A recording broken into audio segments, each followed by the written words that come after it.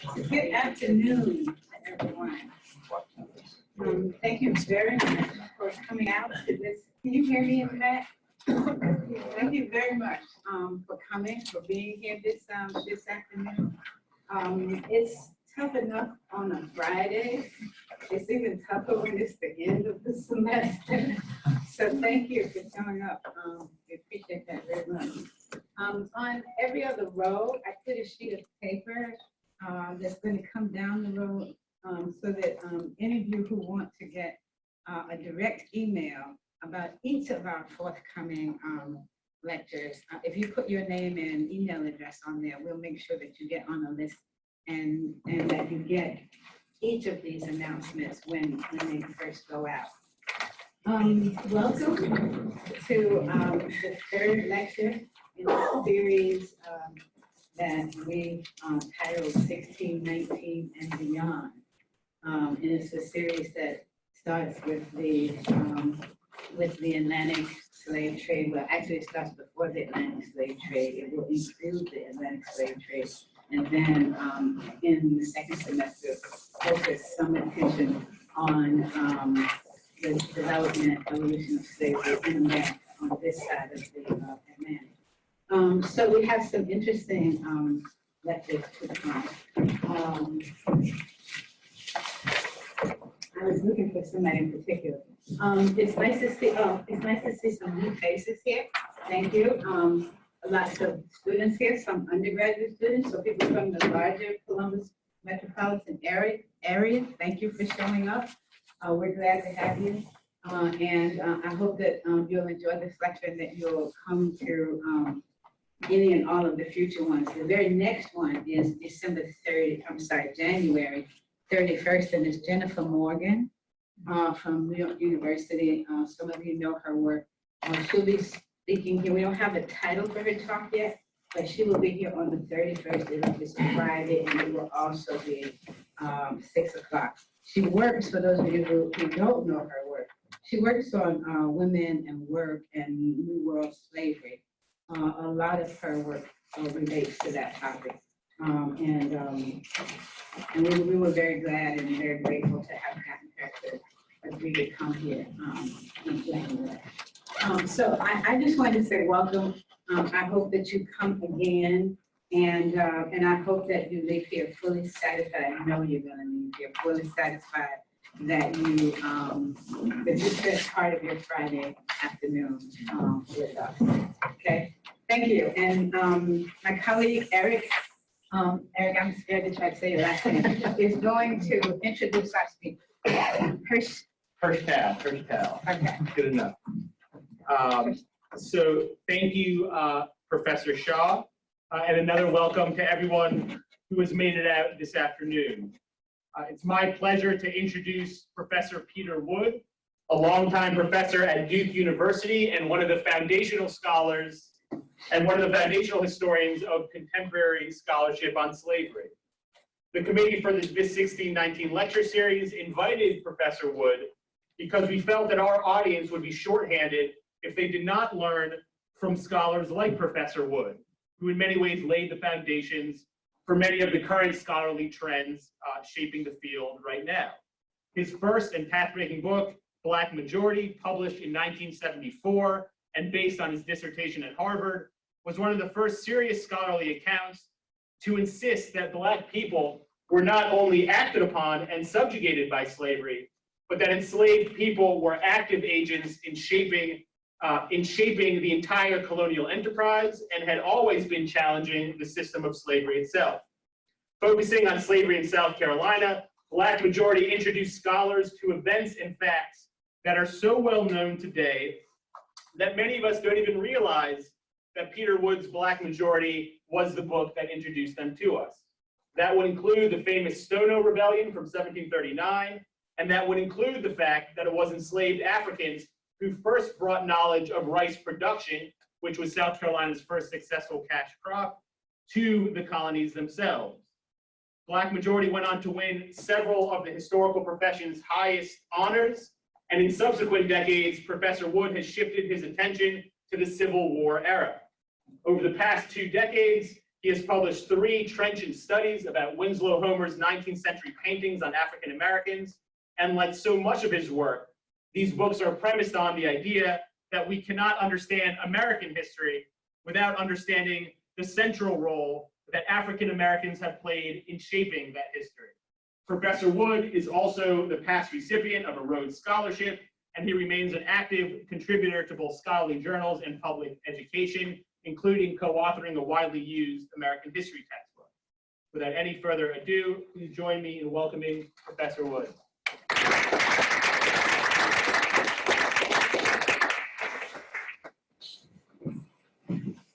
Thanks, Eric, very much. This is a treat to be here. I'm very grateful to the history department, to Stephanie and the others who organized. This is a terrific series that you're doing. I wish every university was doing it. We've got a lot of catching up to do. So it's admirable. This is an important and huge topic. And I just wish I could hear all the other lectures, including 2 or 3 that are by my former students. So that is even more exciting.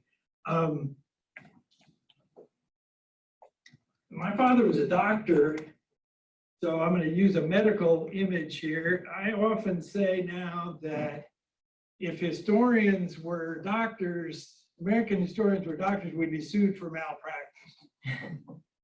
On the grounds that I think there are 2 grounds.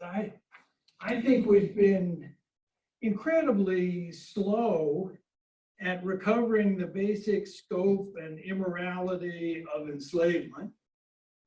And I think just as bad, we've been very poor at disseminating what we've learned.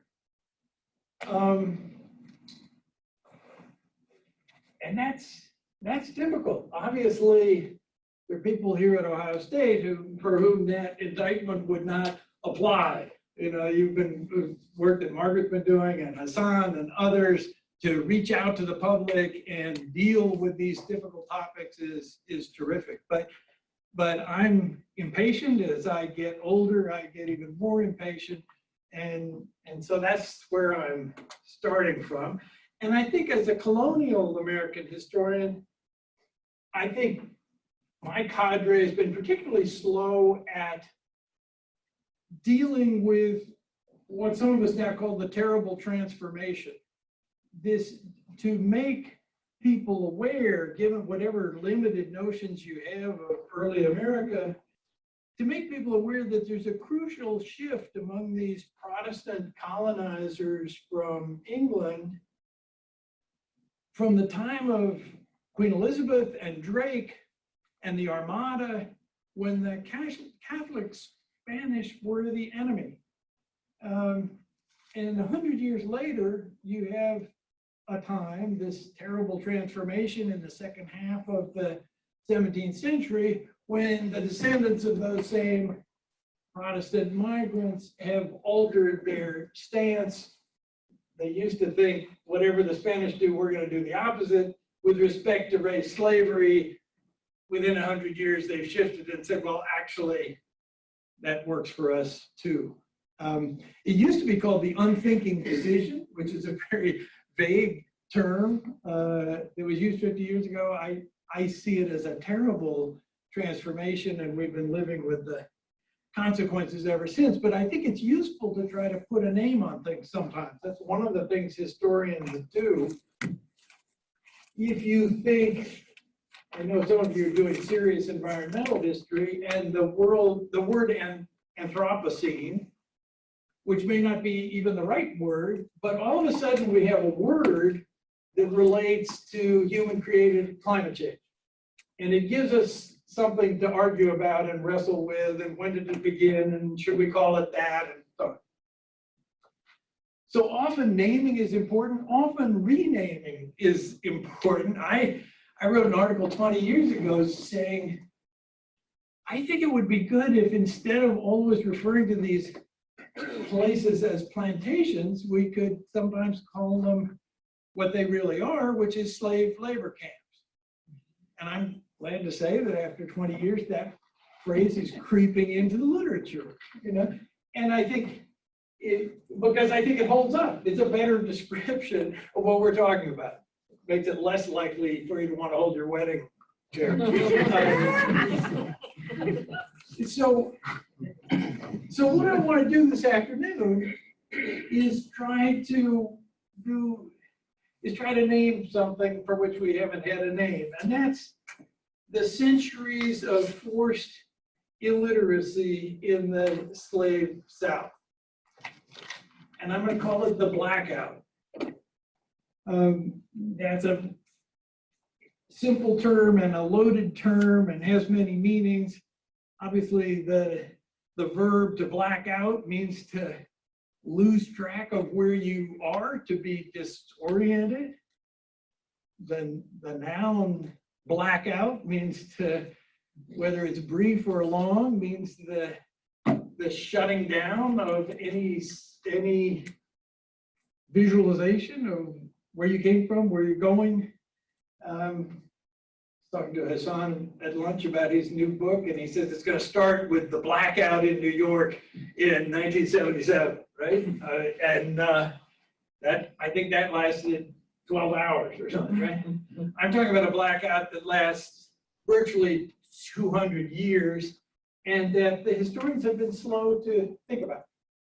So that's my topic, and since we're in Columbus in November, and the Buckeyes are on a roll, and I can see the horseshoe out of my hotel window, I thought, let's break it into 4 quarters for this audience. So let me try to, and this is, for me, this is a game in progress, you know, as you'll see. I'm still thinking this through, and I need your help and feedback on it.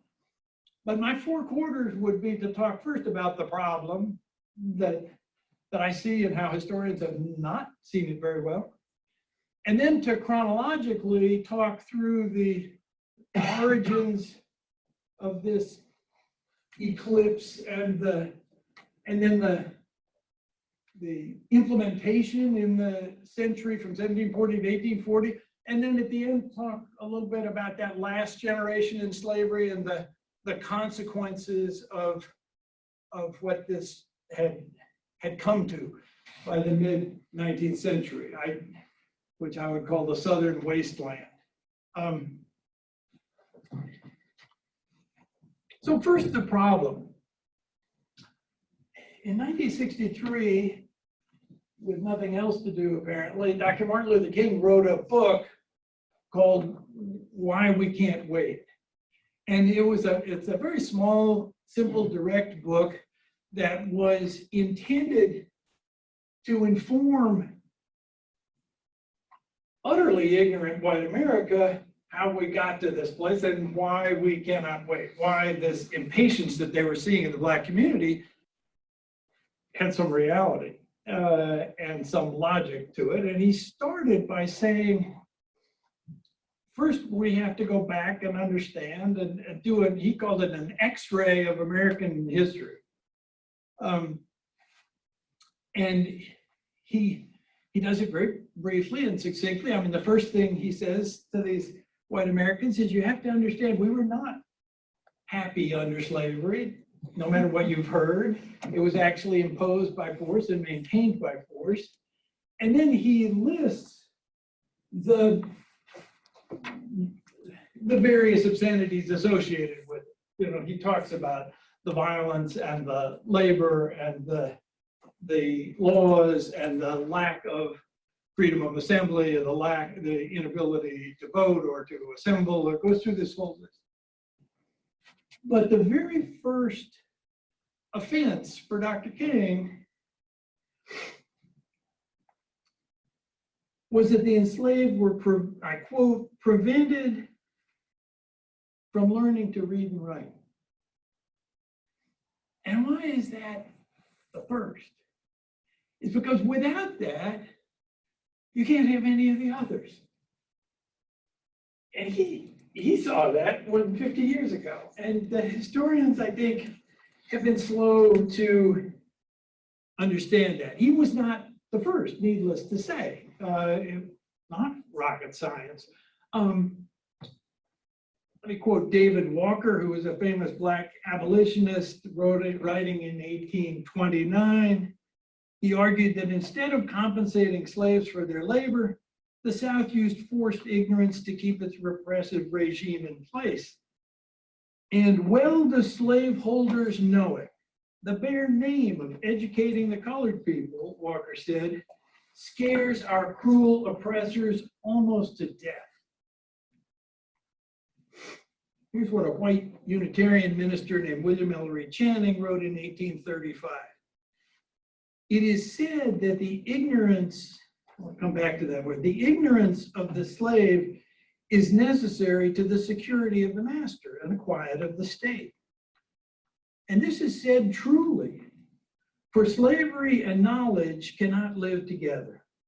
To enlighten the slave is to break his chain.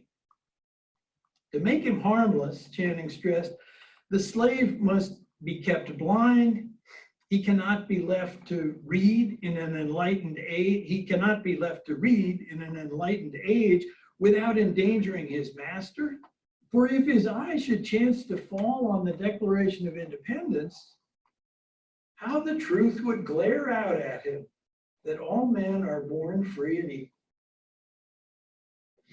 Think about this word ignorance for a second, just because it comes up a lot, obviously, in this discussion, and I think we're all guilty of sometimes making the mistake of equating ignorance with stupidity, right? And that, if you're teachers, you often have students who come into the room who are ignorant of what it is you're trying to teach them. And then it may take months for you to decide whether they're stupid, that's one thing, or whether they're just ignorant. They never had a crack at that. Give them a crack at it, and pretty soon they'll be better than you are. I know lots of students like that. And we all make that mistake. Oh, he's stupid. Well, no, he's ignorant. He just hasn't had access to that. So keep that in mind as we go along. And if you have any doubts about it, read this recent bestseller by Sarah Westbrook called Educated. Have any of you read that? It's dynamite, right? I mean, read it. It's about that difference. Unbelievable, first-person narrative. So here's Channing again on the plight of a typical enslaved youth whose illiterate parents are in no position to instruct him. Quote, no teacher is provided for him but the driver, who breaks him almost in childhood to the servile tasks which are to fill up his life. No book is open to his youthful curiosity. As he advances in years, no new excitements supply the place of teachers. But what seemed most central for many antebellum abolitionists became less obvious among generations of historians from Reconstruction on, and it's remained somewhat obscure ever since. My own mentor, Bernard Bailyn, the famous Harvard historian, wrote a landmark study of early American education. It came out in 1960. And there's no reference to Africans or slavery in the index. And he conceded that New England Puritanism, quote, had acquired a disproportionate importance. It basically dominated the field. And then he adds this sentence. He says, in comparison, we know little of what happened in the South. So at least he realized there was a void there. And obviously, we've learned a great deal since 1960. But this marginalization of the issue of forced illiteracy is ongoing. I did an experiment last week. I took a couple of the biggest, newest books on slavery off my shelf, two that were over 500 pages. Some of you know these books by Manisha Sinha called The Slave's Cause. Noel Ray wrote a wonderful overview called The Great Stain. Huge encyclopedic books. And I looked in the index again. Reading, writing, literacy, illiteracy, books, libraries, schools, education.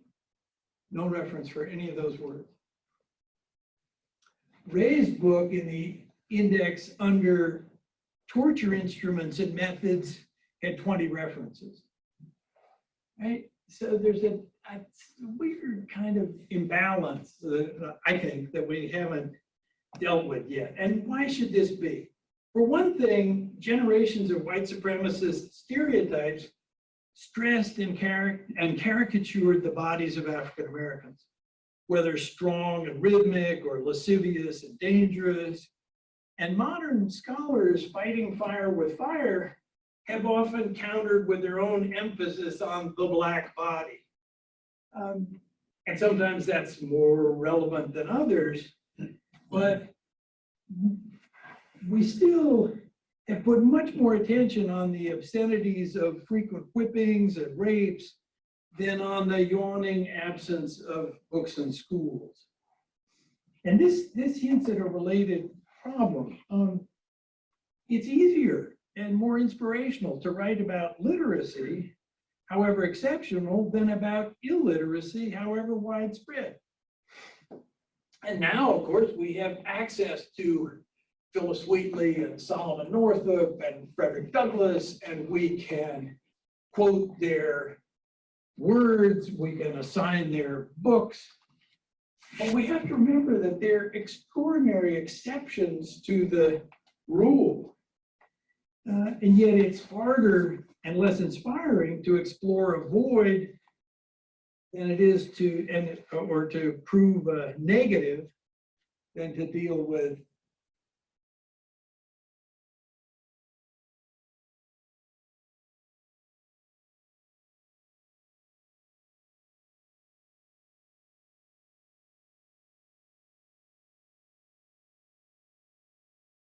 not to be thinking of Frederick Douglass and Phyllis Wheatley, but about the other millions of people who were on the other side of that wall and never get out of it.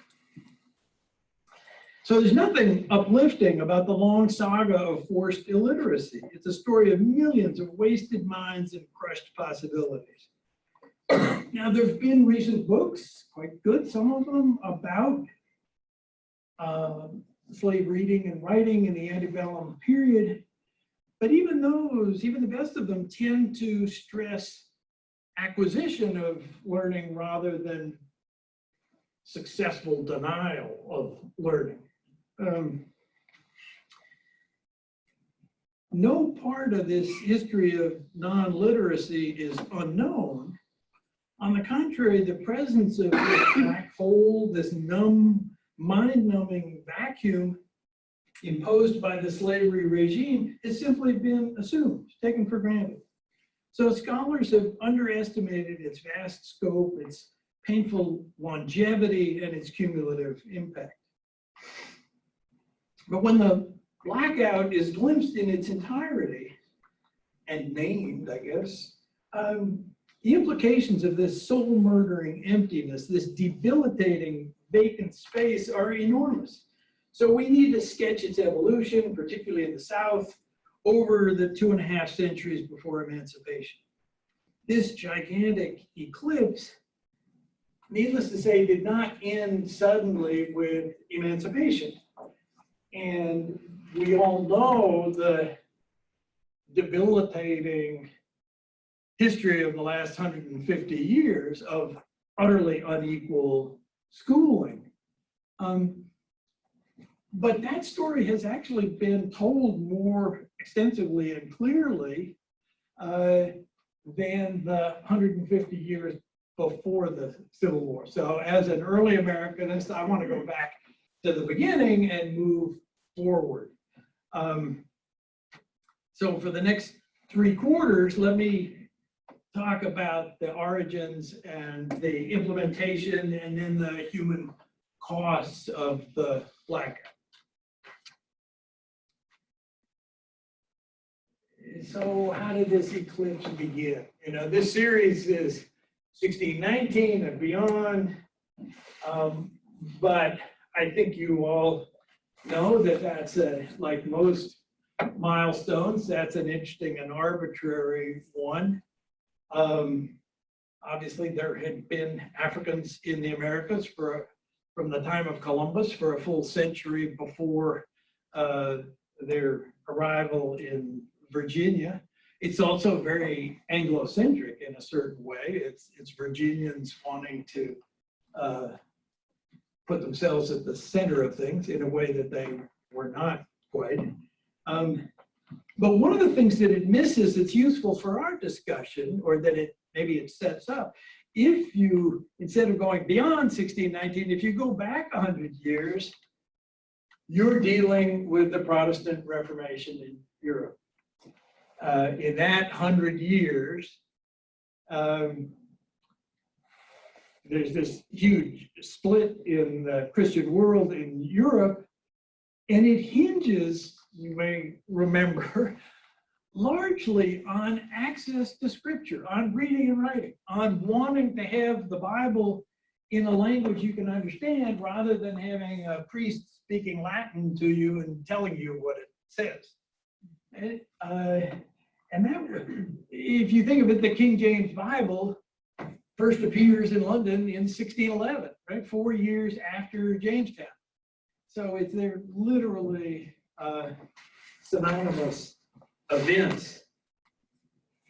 Still, it's important to realize that well into the 17th century, 2 out of 3 men in England and 4 out of 5 women, quote, were illiterate to the degree that they could not write their own names.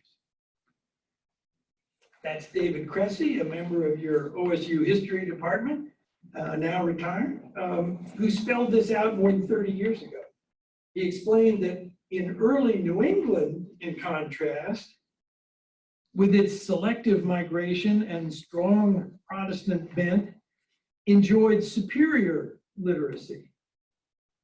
But even there, at least 2/5 of the male colonists and 2/3 of the women were similarly illiterate at first. And by comparison, the early English migrants to the Chesapeake had more economic and secular orientation, and more of them were drawn from the working classes. And so their illiteracy was even more widespread than in New England. But the important point in both regions had less to do with prior illiteracy than with future expectations. Let me illustrate that quickly, just giving you 2 quotations from the 17th century from the North and the South. This is Roger Williams, the founder of the Rhode Island colony, writing to say that God's special gift of human learning and the knowledge of languages and good arts outshone all the other gifts as far as light exceeds darkness. This is number 1. Therefore, Williams stressed, schools of human learning ought to be maintained in a due way and cherished. What do you pay there? Cherish schools, humane schools, cherish them above everything else. Contrast that with Sir William Berkeley, or Berkeley, Barclay, I guess would be his English pronunciation, who was the governor of Virginia in the middle and latter part of the 17th century. In 1671, he wrote to the commissioners he was also a member of the proprietors of the new colony of Carolina that was set up in 1670. So he was a power broker. He writes back to England in 1671 to the commissioners of trade and plantations who have offered to support education in Virginia. This is a famous quotation, or infamous quotation. He says, "I thank God there are no free schools and no printing here. And I hope we shall not have these in the future. Schooling," he explained, "has brought disobedience and heresy into the world. And printing has prompted libels against the best government. God keep us from both." It's not cherishing education as the highest value. Now, for generations, various historians of and supporters of the lost cause in various degrees have tried to isolate that quotation and say, well, he was a grumpy old man and he was not telling the truth and blah, blah, blah. And he was a grumpy old man and he was under great duress. There was tremendous unrest going on in Virginia. He was trying to keep a grip on it. But the fact is that he was also right at the center of the terrible transformation. He was making money, he and his friends, off of this transition to race-based hereditary slavery. And he understood the relationship between enslavement, forcing people to work without paying them, and the dangers that went with education.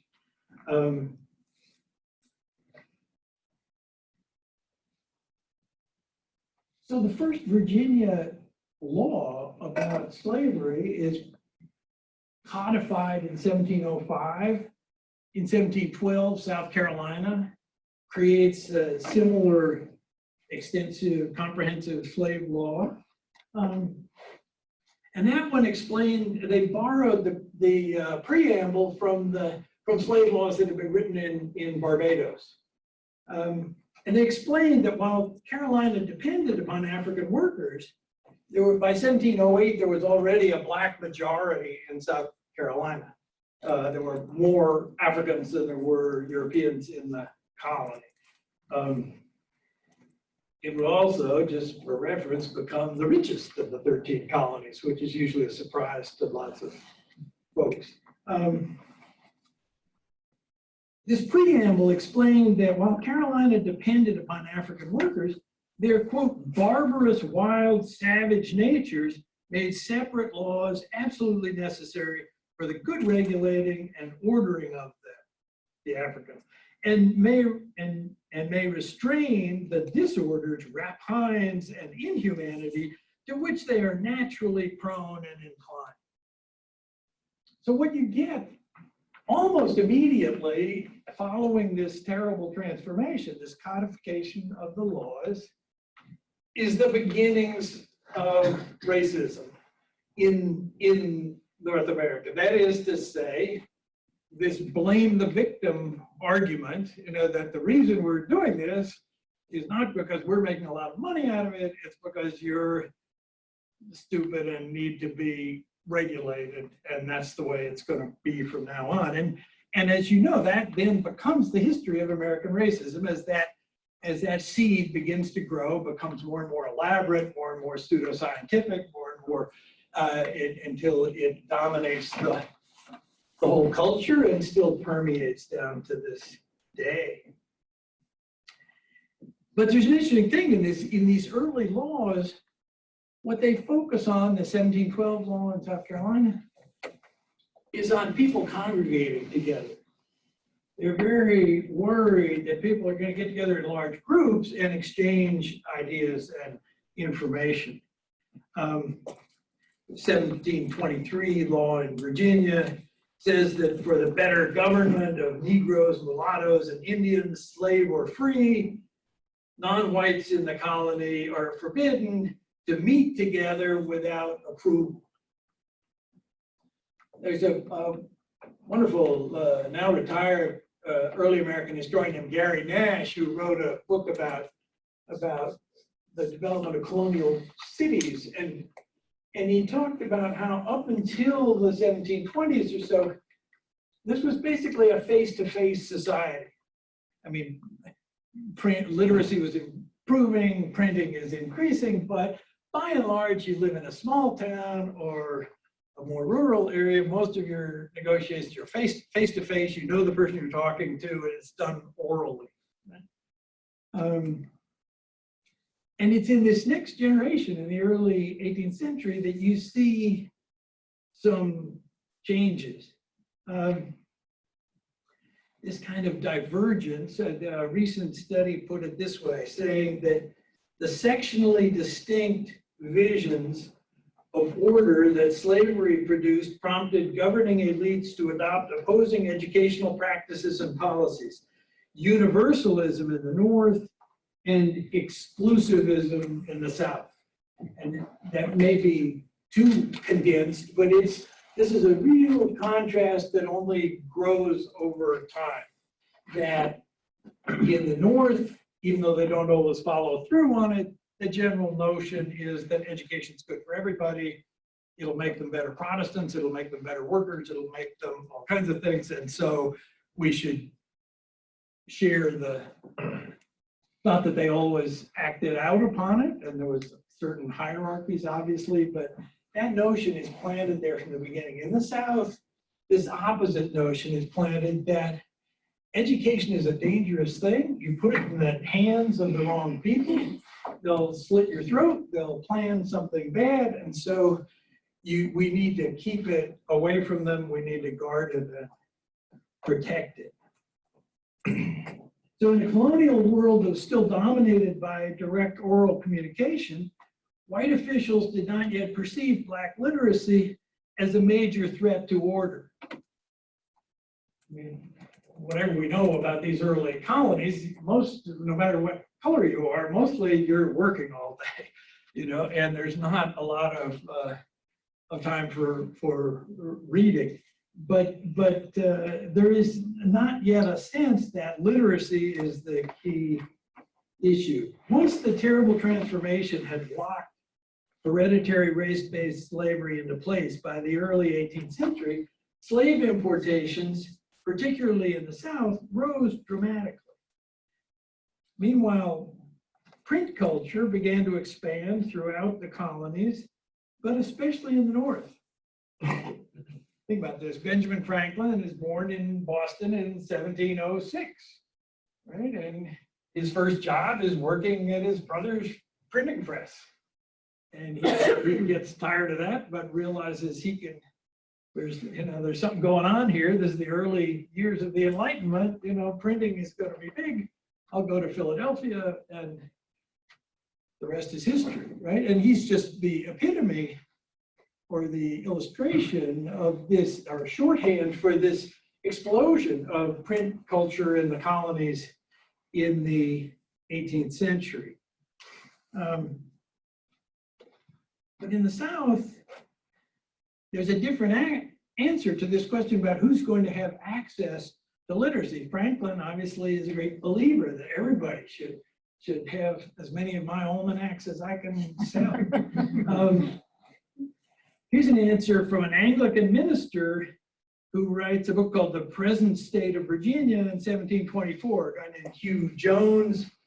And he concedes as a religious man that the children of Negroes and Indians undoubtedly ought to all be baptized, which for the Protestants would mean catechizing them a little bit. They need to know a few things about the Bible. But on the other hand, given the signs of deep discontent among the enslaved population, it seemed imperative that this next generation inheriting slave status, and these are his words, be not taught to read and write. Any such education, Jones reported, has been found to be dangerous. In South Carolina, which was a younger colony with a larger proportion of enslaved workers, white elites felt the same anxieties.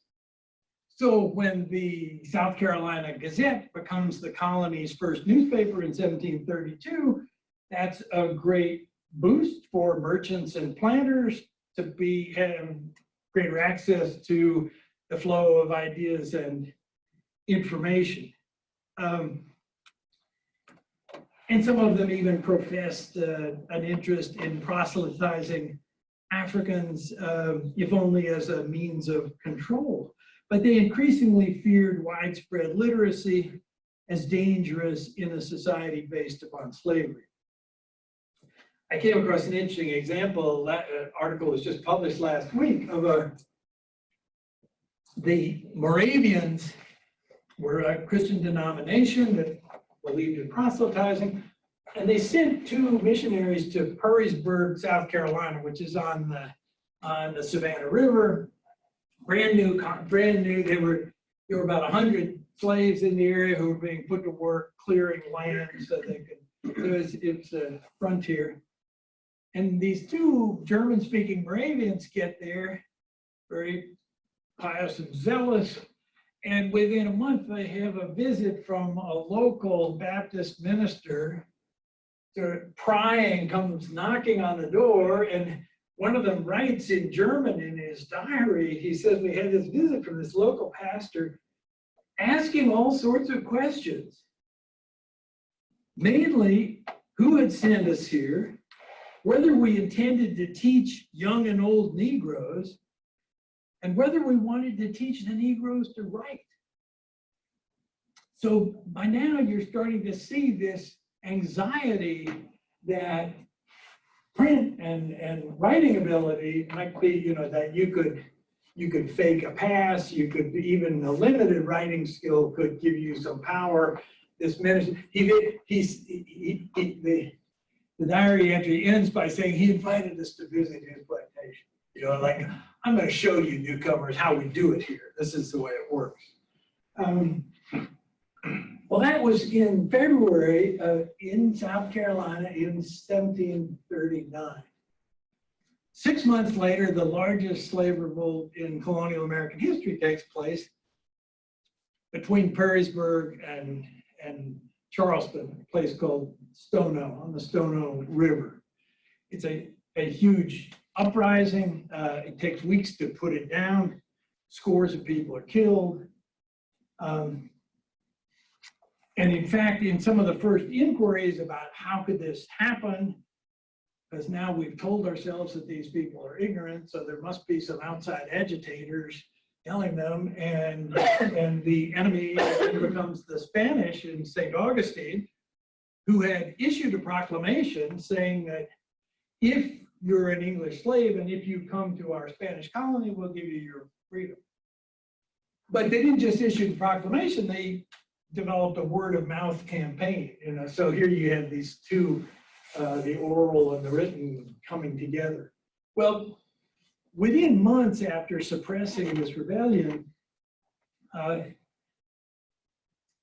South Carolina bigwigs start to react. One reaction is to create a Negro school, which is going to be very small and very selective, and we're going to have a black teacher, and his job is going to be to teach a very constrained version of Christianity to these slaves, so they'll be more obedient and subservient. And we'll watch very closely to make sure that he does that. That's the carrot, but the stick comes in what's called the Negro Act of 1740, an act for the better ordering and governing of Negroes and other slaves in this province. Huge, long document, and buried in section 45 is the provision that anyone who shall teach or cause any slave or slaves to be taught to write, or shall use or employ any slave as a scribe in any manner of writing whatsoever, shall for every offense forfeit the sum of 100 pounds. Writing, they realized, could empower an enslaved person to spread news, lay plans, draft false travel documents. And this becomes the very first written statute in the North American colonies that addresses literacy issues. And it would not be the last. This is the beginning. So I'm talking at too great length. I've only got the half time. I'll try to speed up because I want to leave time for discussion. But by 1740, this system is already at work. And in the next century, from 1740 to 1840, is a long period of consolidation. That is, that was the first law that was written. After that, by the early 19th century, state after state, in different ways, sometimes imitating each other, sometimes creating their own, are creating more and more rules about the impossibility to read and write.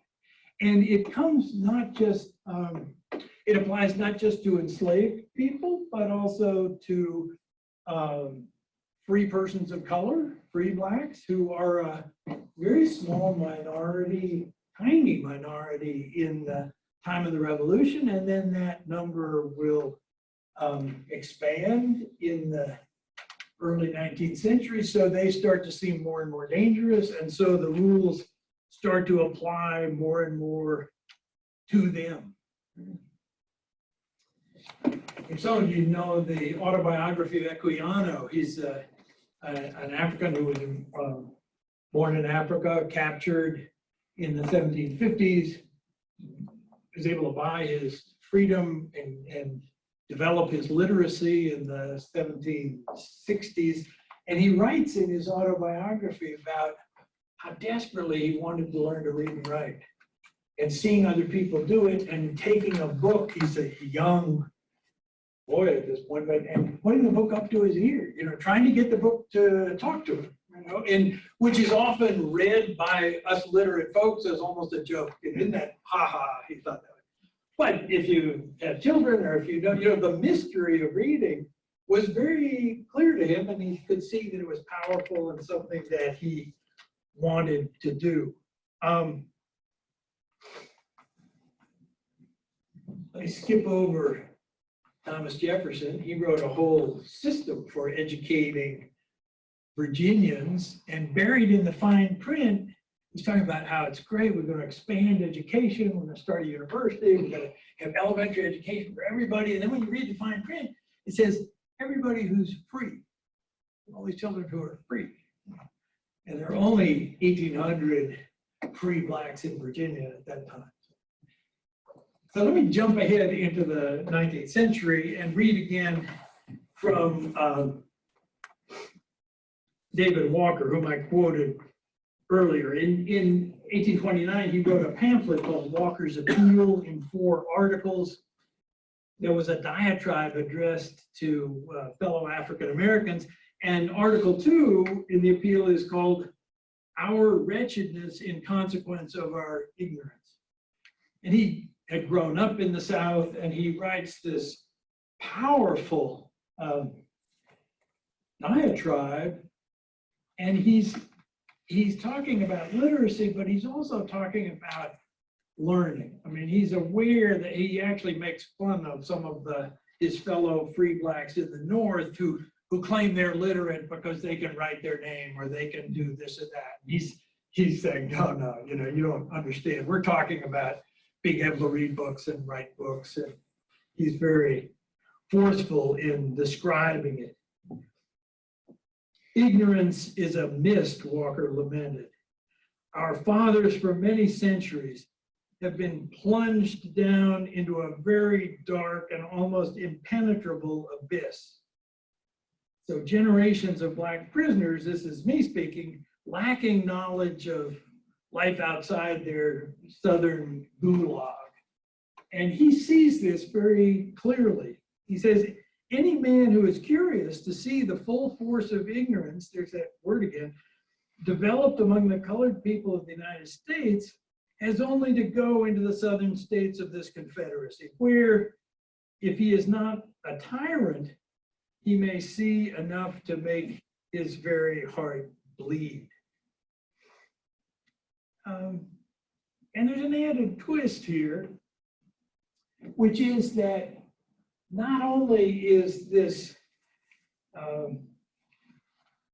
suppression applying to most of the African and African American community, but it's affecting poor whites as well. So that poor whites in the South are taught to disparage education, to not seek too much of it, to make fun of people who have too much of it, and a deep line of anti-intellectualism gets built in at a very early stage. It comes to a head after Nat Turner's rebellion in 1831. And I'm going to pass over it for time's sake, but I have a wonderful description from a woman named Harriet Jacobs in North Carolina, who described there was tremendous fear in the white community all across the South after Turner's revolt. And they organized local militia and sent them around to black houses to look for signs that there was reading and writing. And she actually was quite literate, and she describes how the general in charge of this redneck posse, she makes sure to point out that most of these soldiers are illiterate themselves, but they've been told to look for writing. And then one of them says, she says, soon a chorus of voices rang out. "We's got 'em. This here yellow gal's got letters." "Can you read them?" the officer demanded. When I told him I could, he swore and raved and tore the paper into bits. "Bring me all your letters," he commanded. "Who writes to you? Half-free niggers?" "Oh no," Harriet replied. "Most of my letters are from white people." She had very good, and she said, most of them tell me to burn them after I get the letter. Anyway. So they left her alone because they realized she had very good connections to the white community. She talks about the beatings and killings that went on the other side of town where people had less protection. Let me jump to the fourth quarter, what I would call the Southern Wasteland, and look at what has been created by the middle of the 19th century in the South. In the North, of course, print culture is expanding, public schooling is expanding, abolitionism is growing, legal slavery itself is diminishing almost to zero. I mean, there are few old people who are still categorized as enslaved, but when they die, it's all over. By 1850, there are no more people in the North who are legally enslaved, whereas in the South, it's growing exponentially. Along the Mason-Dixon line, the Underground Railroad is increasing. If you've seen the new movie Harriet, you have a pretty good sense of what that was about. She was illiterate.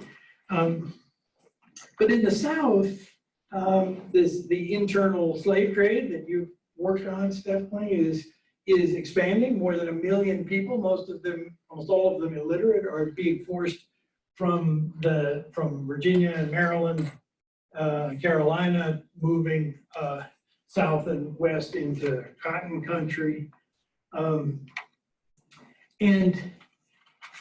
And along with that, there's actually a migration that's been less well studied of these free blacks in the South simply leaving, finding the conditions are too tough. As the laws get tougher, and they do, if I catch you with a book, you can be physically punished. The person who gave you the book can be punished. You can be heavily fined. And for these free blacks who still had some limited mobility, many of them moved to Ohio and moved to Illinois and Indiana and Michigan. Oberlin becomes a key attracting point because they not only want land to farm and to get out from under the system, they want their kids to get an education. And Oberlin has started to offer education to black youth and to women, unlike every other place. But one of the most interesting things I've found is the census of 1850, the first scientific census. It's the 7th census. And by this time, there are a lot of reformers in the North. There's immigration is increasing, public schooling is increasing. Horace Mann wants to find out how many, what's the state of education in our country? So, and we all know, we've got a census year coming up, census questions are the sources of public contention. What questions are you going to get asked? These reformers want to get all this data. They want to know in each county, how many libraries do you have? How many books are in the library? How many schools do you have? How many people have attended school for more than 90 days within the last year? How many newspapers do you have? What's the circulation of the newspaper? How many periodicals? Public libraries, the whole thing. And the answers are quite striking. Let me give you some statistics. In the northern states, the percentage of persons attending school in the past year for more than 90 days out of the whole population averaged 23%. And in the southern states, the average was less than half that, below 11%. When it came to newspapers and periodicals, the free states averaged 120 per state.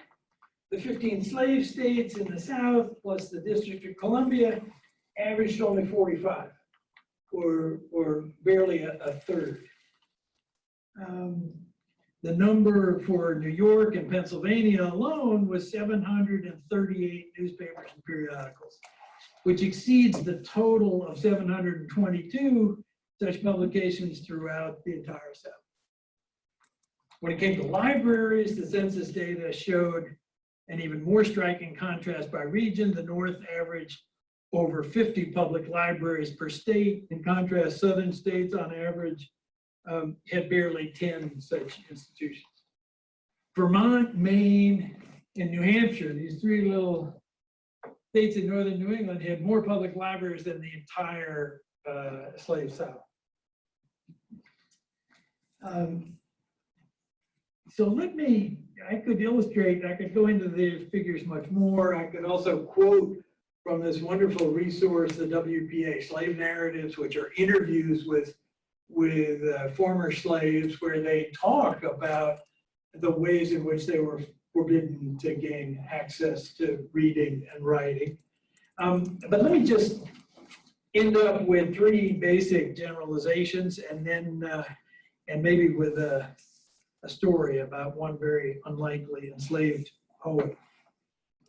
And the first general point is that's reinforced by this 1850 census is that in column after column of numbers, you get an illustration that the literacy blackout continued to hang like a blanket over the South's enslaved community. But also the census underscores how some version of Governor Berkeley's disrespect for the white working class carried over from the 17th century, continuing to undermine Southern education more generally in the mid-19th century.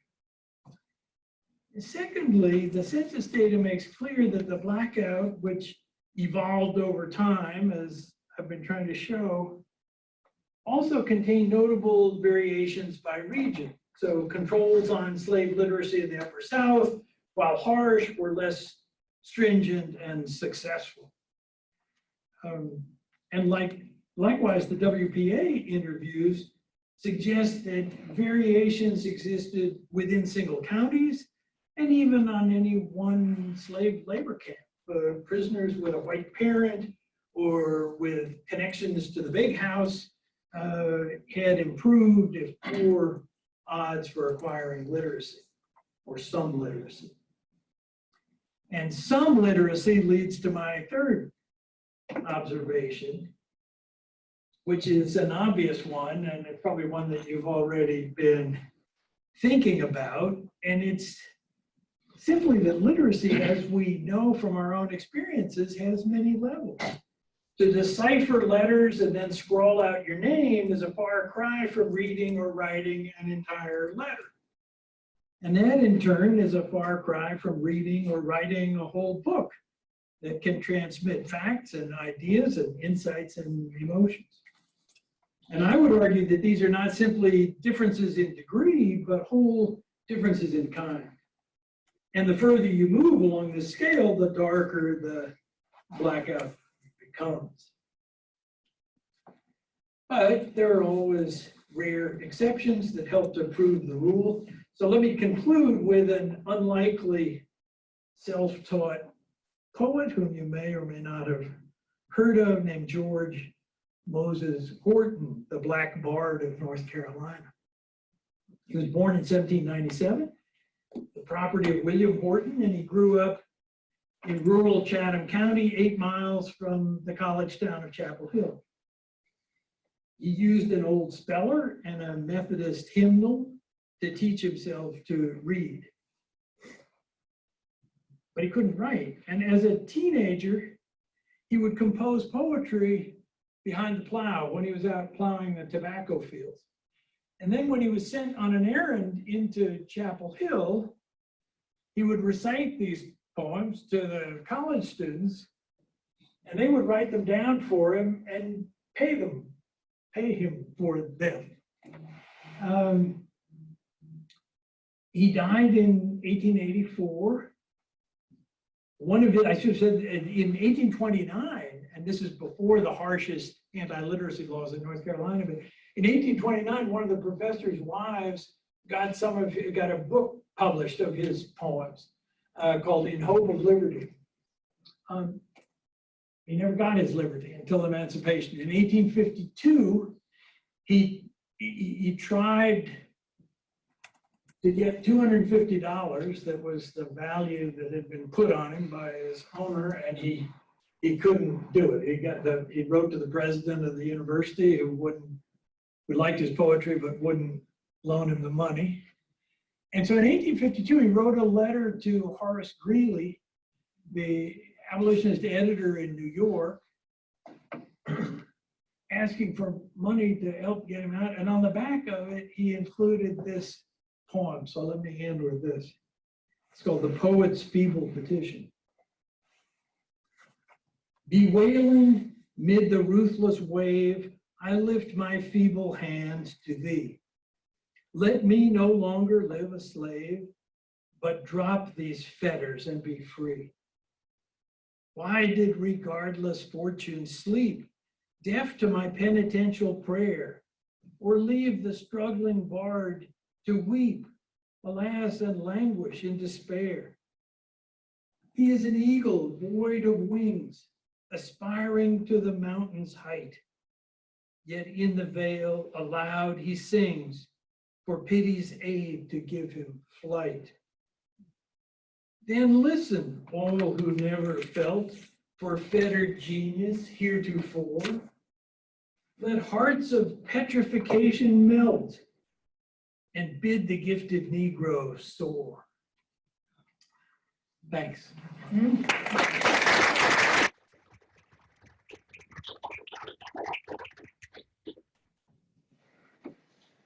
Well, hopefully we've left a little time for, even though it's Friday evening, for some discussion and questions, comments, critiques, open to anything. It's a game in progress. Go ahead, John. I'm wondering, great talk, and I'm wondering what's this going to be? It's going to be a book?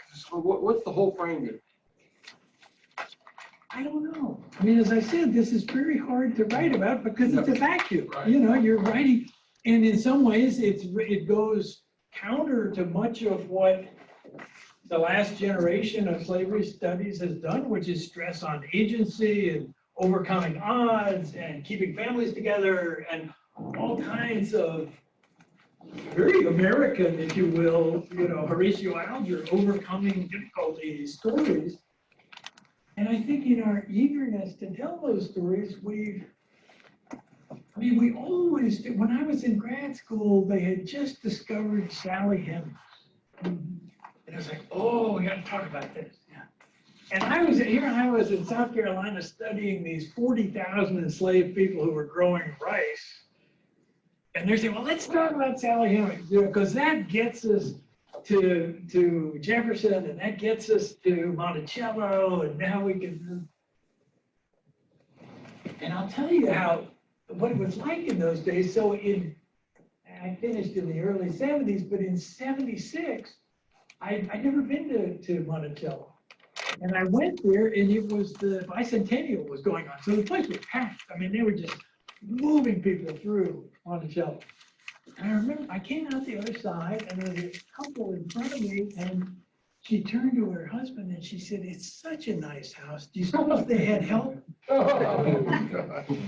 Right? And that's, I talk about Dr. King trying to explain to these obtuse white Americans, yes, they had help, and it was unpaid.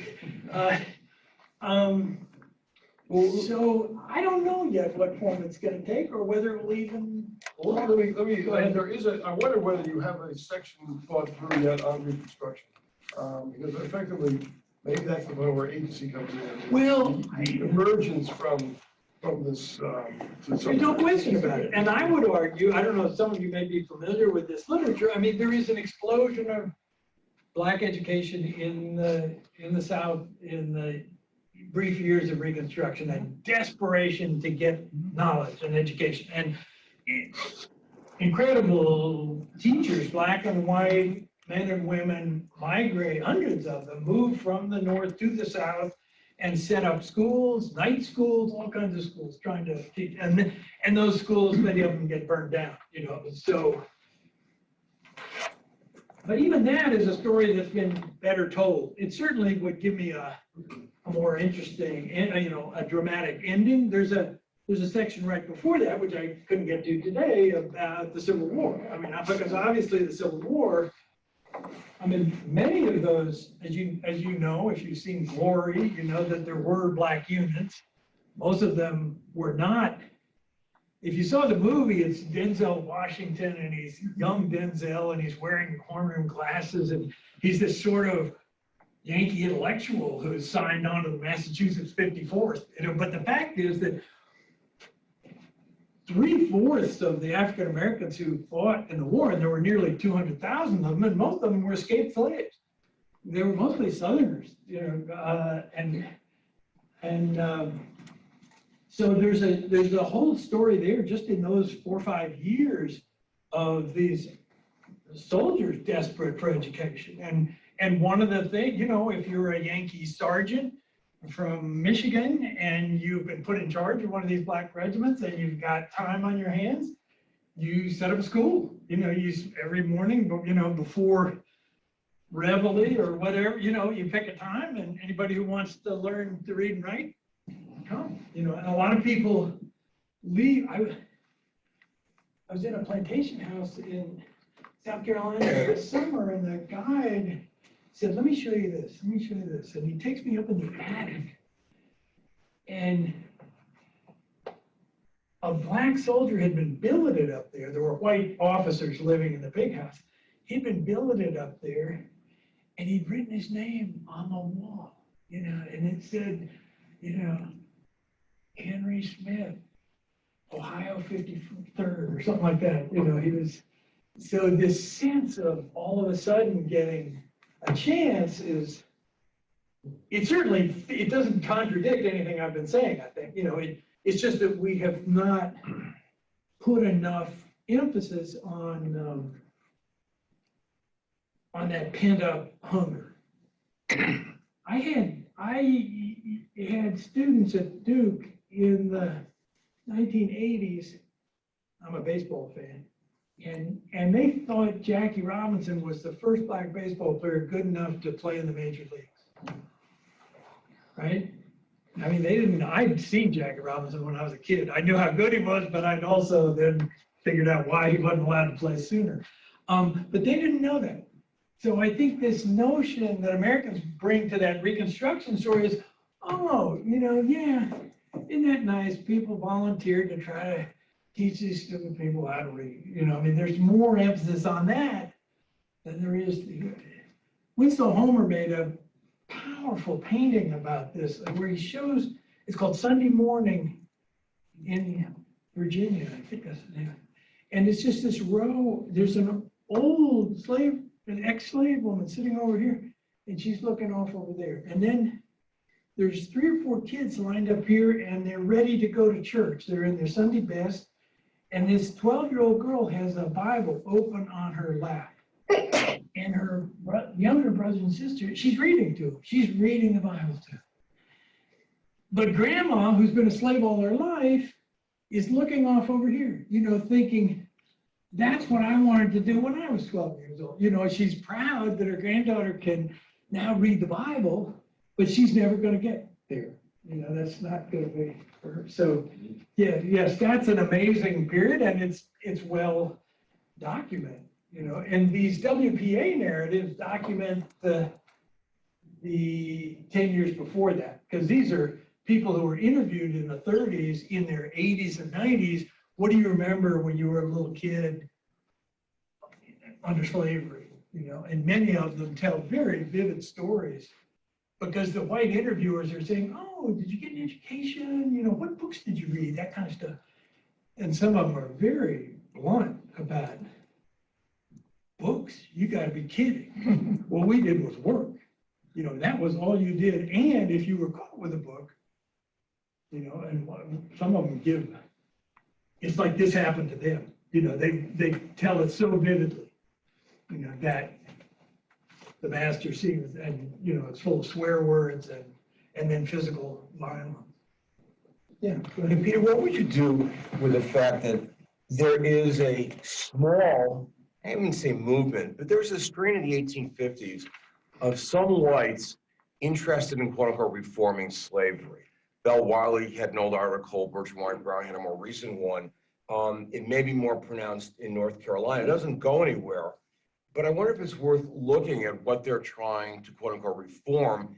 And the clergymen do it a lot. And I know that separating families is a big issue, but I would be interested if one would look at it and see, do they go as far as suggest reading the Bible?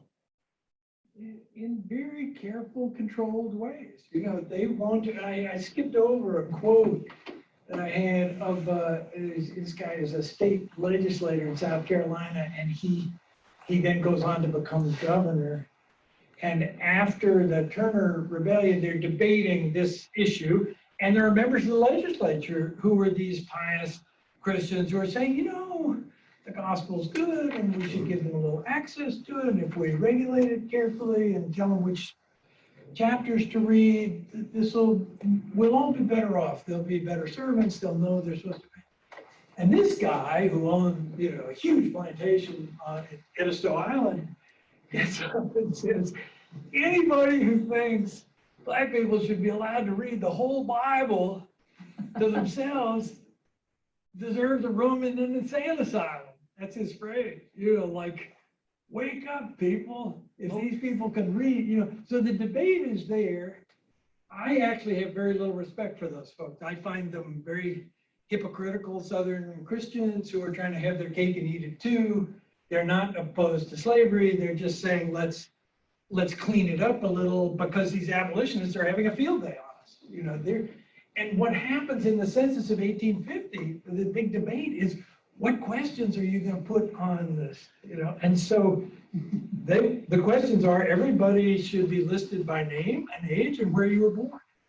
Southerners go bananas. Say you can't, because the very fact of listing your name, as opposed to just saying slave number 32, makes you a person. You know, and they realize this undermines their whole notion that these people are not people, they're property. And blah, blah, blah.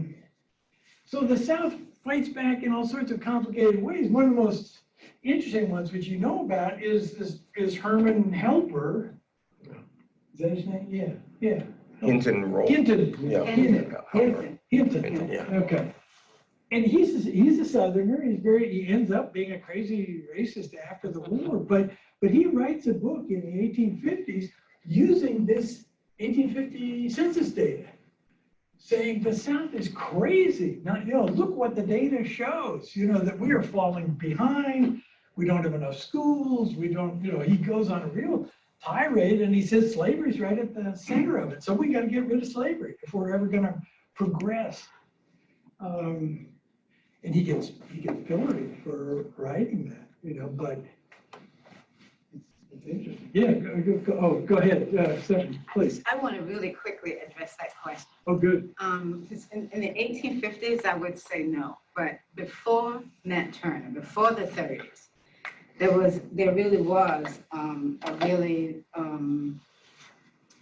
really conscientious almost effort. And it was sort of a compromise among religious groups, Yeah. you know, between Baptists and Methodists in particular, and among Baptists and Methodists, that they're not going to be free, but at least we can save their souls, you know, by teaching them they have to be able to read the Bible. And at least in some Baptists and Methodists, and more Methodists than Baptist camps. But eventually, and they were both anti-slavery from the start, but they realized they weren't going to get anywhere with that either in the South. So that teaching people to read the Bible, help them we can't save their lives, we can save their souls kind of thing. It does happen earlier. It happens in the early part of the 19th century, but by Nat Turner, it just you know. But I think Charles Jones in that big book, Children of Pride, he's on his plantation. Again, I'm not defending him or anything, but in that late period, in the late 1850s, he's trying to also bring a kind of religious mission. But that's not the point. You know, it's, I mean, sure, there's always white hypocrites dancing around the edges and trying to do different things and save their own souls and do all kinds of stuff. The fact is that millions of people are not allowed to touch a book. There is nobody in this room who knows somebody who's illiterate. You know somebody who knows somebody who probably can't read very well, right? I mean, you have to go a distance, especially from a handsome big campus like this, but anywhere in Ohio you plop down, you're not going to find people who are totally illiterate. You'll find some people who read comic books or this or the other thing, but you're not going to find people who can't write their name, who can't read a street sign. This is total blackout. I found one WPA narrative where the guy, they're asking him questions about, oh, did you get to go to school? And he says, no, that wasn't the way it was, you know. Not until he says, not until I was plum green, I think that means till I'd grown up, did I realize that master didn't control everything. He thought that was he'd never been 3 miles in his life. And that's the reality. And yes, there are these ministers and, these intellectual and religious arguments are going on up there in the stratosphere, but it is not touching these people. Yes, please. Yeah, I get the point of illiteracy. Actually, what I found most fascinating about your presentation is the cultivation of ignorance. That ignorance is actually cultivated. I come from literary history. I teach literature. So, which is the opposite for us. We spent so much time that I got fed up with literary history about how slaves gained freedom by writing. Yes, yes. As if literacy alone by itself gave them freedom.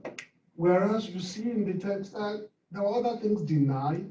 So that which is what you described is the opposite of what we felt, well, at least I felt dissatisfied with in literary history. There is so much about literacy that only literate was studied, and I understand because we're in literature. So we look at those who are literate. Right. We forget those you described, which I like very well, about those who are left out of consideration. But the question I have is there any sign of correlation between the denial of armless defense, like denial to guns and weapons, and literacy? That's good. That's great. And that's one of the quotes that I skipped. And it actually applies to 2 questions. I think one of the quotes was from, it's back to the religion thing, because this guy is a Baptist. He's a very devout Baptist in, I think he's in North Carolina, after Turner. No, it's a year before Turner. There's a Christmas all through central North Carolina, but it's after David Walker's appeal has come out. And there's this rumor that there's going to be a slave uprising Christmas Day. And the white folks panic and they call out the patrols. And he's one of the patrols. He's a white Baptist. And he says, I rode patrol for 2 days and then I quit. And then he eventually moves to Ohio or Indiana. And they said, well, why did you leave? Why did you quit? And he says, because they were telling us, go into every house and look for weapons and Bibles. Right? I mean, so they're equating the two, the 2 dangerous things that the people seem to have hold of are if there's any weapons, but if there's any Bibles and hymnals. And as a good Baptist, he was saying, wait a minute, you're taking away their hymnals? How could that be? And he leaves. Lots of people did, who were caught in the middle. Yes, please, go ahead. Well, this is a linguistic question posed out of ignorance. But if you have a very limited vocabulary, how does that impact your thought process? and your ability to identify what you're feeling and thinking and work with it and manage it. Well, see, Isn't that another aspect of this dehumanization? these are the kinds of questions that I'm trying to provoke. I don't know the answer to that, you know, and I mean, there are various answers. I mean, one is, and nobody's brought it up yet, but I will, is that you compensate. You know, if I'm not allowed to read my, and you can see it, that's why I read George Moses Horton to you. You know, that guy's got a vocabulary, right? And he's using it pretty well. Or, you know, petrification doesn't rhyme very well, but he's getting it in there. Like, don't mess with me. I know some stuff. So there's also this sense that you may not allow me to read and write. I'm going to develop my memory better. I'm going to become an orator. You know, I will do it through speaking. You know, and it'll be extemporaneous. I won't have a text like this silly old white guy up here, you know, staring at his print. You know, no, I'm going to preach to you. You know, I will tell you. It'll come from my heart. You know, and that becomes the essence of the Black church. You know, many of the ministers were not even literate themselves, and even the text they learned from the Bible, they've memorized, and so there's that sort of, we'd almost call it compensation.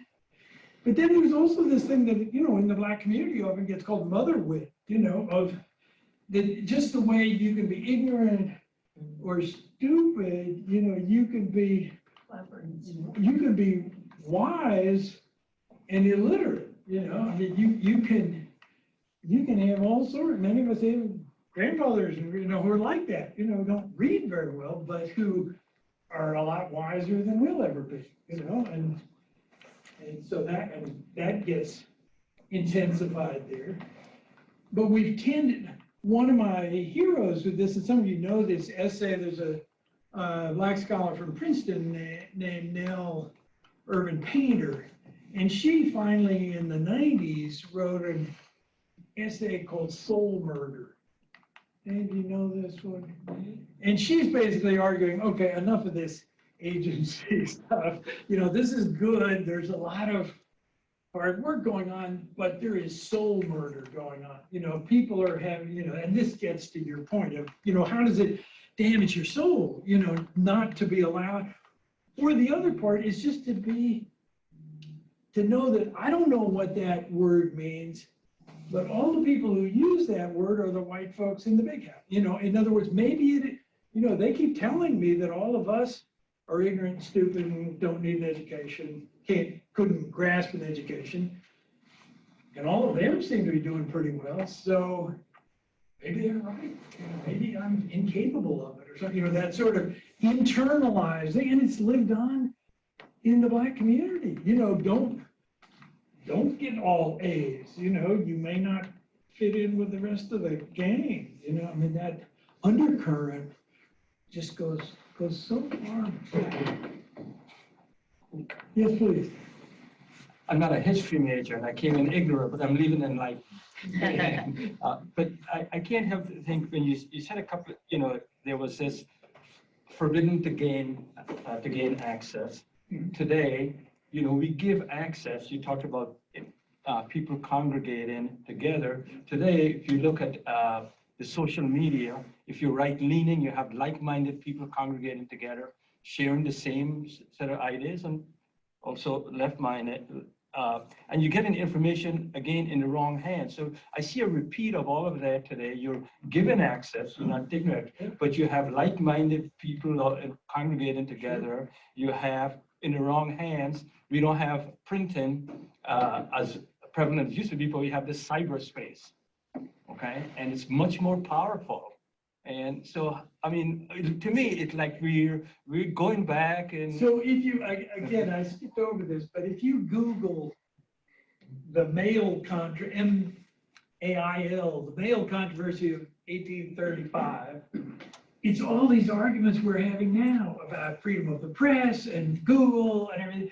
And what happens is that a ship from New York City called the Columbia arrives in Charleston, South Carolina in late July 1735. And 1835, thanks. And, you know, now printing is in full bloom in the North. Abolitionism is in full bloom. And they're launching what the white Southerners don't think of as a disinformation campaign, but they're basically publishing thousands of pamphlets about how bad slavery is, and they're sending them through the U.S. Postal Service. And the white South Carolinians react and say, you know, you can't use tweet for that. You know, you can't. We have to regulate this. And they actually they break into the post office, confiscate this stuff, take it out into the parade grounds in Charleston, and have a public book burning, basically, of all these pamphlets with 2,000 white Charlestonians around chanting and feeling good about it. You know, so, but the debates that come out of that are all about freedom of information. You know, how can you use the U.S. Postal Service? Should the federal government be regulating it? This is when Senator John C. Calhoun of South Carolina steps in and says, don't mess with us, we'll handle it ourselves. Slavery is a positive good, it's not a necessary evil. And that's in the late 30s. But you're right, I mean, these debates are very real and modern and cogent. Still Yeah, very go ahead. divisive. Well, yeah, I also was thinking along the lines of the internet, and I work in online education, Okay. medieval background, there's both before and after really interesting, illuminating parallels. But I was thinking the way that there's a really interesting interplay between authoritarianism and digital literacy and access globally. And there'd be illuminating parallels to places where they completely shut down the internet or massively regulate it and create modern digital blackouts that might shed light on kind of the extent. and we're shocked about it, right? I mean, you mean the Chinese won't let you look at da-da-da, you know, and we get all up in arms, you know, but this is what strikes me, you know, it's not a quick rebuttal for most of us to say, wow, yeah, did you know that in the United States for 200 years, there were thousands and even millions of people who were not allowed any access? Yeah, it's like North Korea level. Yeah, exactly. No, and I've found some parallels reading some of those. If you read some of the North Korean descriptions, yeah, it rings true to a slavery scholar. You had a question. Go ahead. Yes, I wanted to ask further about how also poor whites in the South were discouraged against education as well. Okay. Was this specifically for they wouldn't get like the abolitionist ideals, or was it? You have to go all the way back to the 17th century, to that terrible transformation. The Governor Barclay that I was talking about, there's a thing called Bacon's Rebellion in Virginia, right? And as you know, it's both white indentured workers and African workers, and they're teaming up. And they so outnumber the big boys that they get scared to death. And that's, I mean, some folks say this is too simple, but I would say it's at that moment when they realize divide and conquer. You know, like, okay, let's take these people who look different and keep them in the tobacco fields, and let's take these other people, not give them an education, but tell them, at least you're not as bad off as those other folks, you know, and that becomes a dynamic of Southern politics and then national politics right up to the present day, you know, yeah, I mean, it is so central, but it starts way back then, and it becomes this, then it becomes a real element of Southern culture and Southern politics to say, schools aren't that important. People who get too much schooling are overeducated. You know, you wouldn't even want to go there. It's a very strong thread, and so it's interesting and confusing to us because it is people undermining their own interest. You know, like, don't you see that you're being put to? And I mean, Hassan can talk about this. There's all kinds of efforts and coalitions between blacks and whites in the South, you know, during slavery and especially after slavery, you know, saying, wait a minute, we're all workers here and we're all getting shafted, so we should team up. But by that time, the whites have to overcome this vast racism. I was in a meeting in Tennessee in the 1970s when, I don't know if you know what brown lung disease is, but it's when you get working in a cotton mill. And most of the workers in South Carolina were white, poor, and had lung disease. And the coal miners in Appalachia had black lung disease from breathing coal dust. But the coal miners were unionized, and some of them were black. I mean, there's a long tradition of black coal miners now. And in this meeting, it was a room just like this. We were sitting around, and there was all these white textile workers. Everybody's coughing because they've all got brown lung disease. And it's the first time they've ever been in a room with a group of black Southerners, you know? I mean, it's very strange for them. And this one, I'll never forget, this one black coal miner said, you know, I had this thing in my chest. I went to the doctor.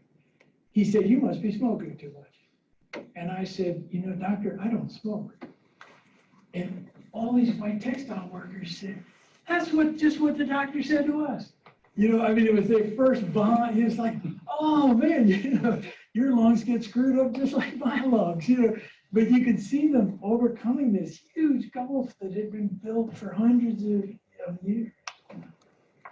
Noli. I think the modern analogy is the Taliban shutting down girls' schools. Yes, yes. Because let women get an education, you don't know what's going to happen.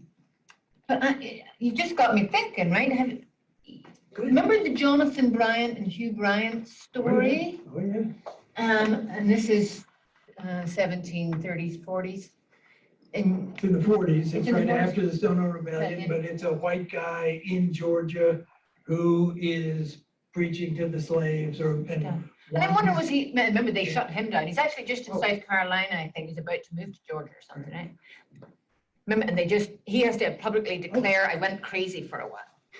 Oh, yeah. Yeah, you know, they make him apologize because he's having mixed Bible meetings.